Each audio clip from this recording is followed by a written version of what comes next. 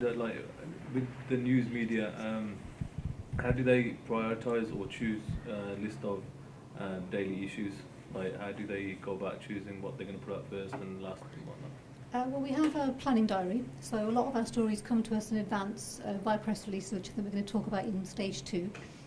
So we kind of like idea of something happening, say, in 4 weeks' time, we'll put it in the diary, and we have a planning meeting every Wednesday. So we have an hour where we look through what we think are going to be relevant stories for the Midlands, and ITV Central cover East and West Midlands, so that's a huge patch, the biggest outside London in terms of regional news patch. So we cater for, thousands of people across that whole patch. And we look at visuals, so, what we're going to see at this event. Is it good for TV? Is it good for the web?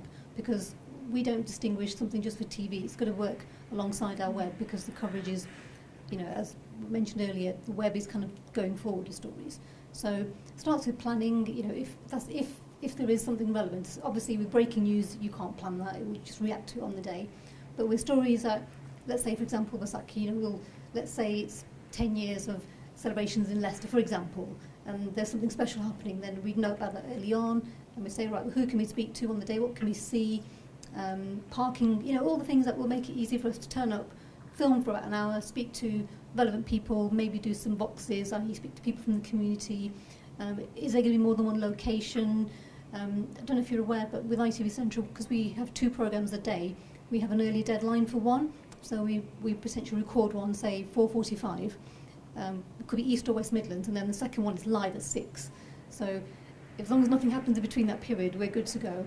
But because we've got the same amount of staff for East and West, we've got to be really tight and really selective with our stories. So I'm not saying that you have to be extra special with your story, but it does have to stand out in that way.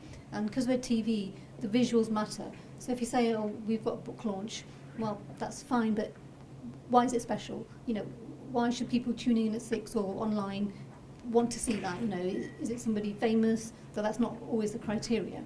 But your story has to matter to the Midlands. So I think when we talk about press releases, we'll look more about how to make it stand out. Have you ever experienced any discrimination or racism within media, or do you think it exists within media?